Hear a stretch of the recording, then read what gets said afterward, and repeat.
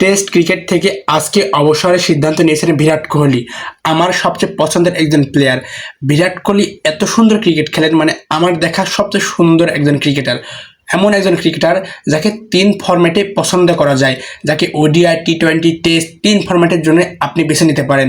বর্তমানে এমন কিছু প্লেয়ার রয়েছে, যেমন আপনি শুভমান গিলের কথা ভাবতে পারেন, কিন্তু টি-20, ওডিআই, টেস্ট 3 ফরম্যাটের জন্য সেরা প্লেয়ার হতে পারেন। বিরাট কোহলি পৃথিবীর মধ্যে সবচেয়ে সেরা প্লেয়ারের মধ্যে অন্যতম। টেন্ডুলকারের পরে তার স্কোর সবথেকে বেশি। বিরাট কোহলি আজ পর্যন্ত অনেক 100 করেছে এবং অনেক অনেক ম্যাচ জিতিয়েছে, যা অন্য কেউ করে দেখাতে পারেনি। এমন ম্যাচে বিরাট কোহলি হাল ধরেছে যেগুলো প্রায় ইন্ডিয়া হেরে গেছে বা দল হেরে গেছে। বিরাট কোহলি সেখান থেকে শুরু করে আস্তে আস্তে আস্তে করে ম্যাচটি ধরে তিনি শেষ করে এসেছে। অনেক ম্যাচ আমি নিজেও দেখেছি। আমি 2015 সালের দিক থেকে খেলা দেখে আসছি, বাট অনেক ম্যাচ আমি নিজেও দেখেছি। ইন্ডিয়ার অবস্থা খুব বেশি ভালো নয়, বাট বিরাট কোহলি প্রথম দিক থেকে খেলে এসে সুন্দর করে ম্যাচ শেষ করে এসেছে।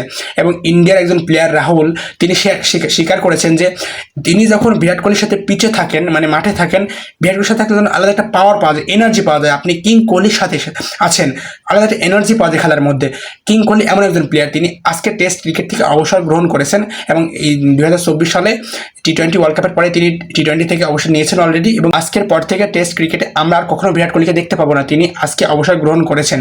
বিরাট কোহলি আমার দেখা পছন্দের সেরা একজন প্লেয়ার। বিরাট কোহলি এত সুন্দর ক্রিকেট খেলে থাকেন, 3টা ফরম্যাটে আপনি তাকে চুজ করতে পারেন, এত সুন্দর তিনি খেলে থাকেন।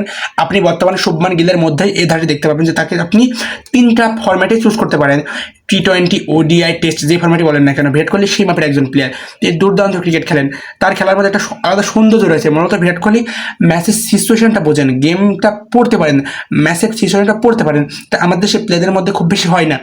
কখন আপনার পাওয়ার হিট করা দরকার, কখন আপনার ডিফেন্স করা দরকার, কখন আপনার স্লো খেলা দরকার। দেখবেন যে বিরাট কোহলির মধ্যে আপনি সৌন্দর্যতা দেখতে পাবেন।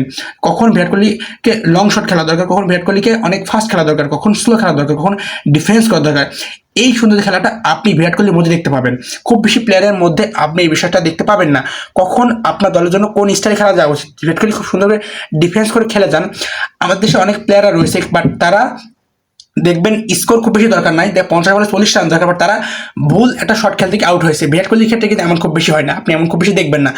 যখন আপনার থেকে টিম কি আশা করছে, দল আপনাকে তখন কি আশা করছে, অবশ্যই প্রতিটা প্লেয়ার চেষ্টা করে নিজেকে দলে টিকে রাখার জন্য, ম্যাচে টিকে রাখার জন্য, ভালো পারফর্ম করার জন্য। বাট কখন আপনার দলের জন্য কেমন পারফর্ম করা উচিত, কখন নিজেকে সেই সিস্টেম নিয়ে যাওয়া উচিত যে কখন আপনাকে স্লো খেলতে হবে, কখন পাওয়ার হিট করতে হবে, এই সিস্টেমটা বোঝে, গেম প্ল্যানটা বুঝতেই পারে বিরাট কোহলি, যে কখন তাকে পাওয়ার হিট করতে হবে, কখন সুন্দর করে ডিফেন্স করে খেলে যেতে হবে। এই বিষয়টা আপনি বিরাট কোহলির মধ্যে দেখতে পারবেন। আমরা আজকের পর থেকে বিরাট কোহলিকে অনেক অনেক মিস করবো। টেস্ট ক্রিকেটে বিরাট কোহলিকে আর কখনোই দেখা যাবে না।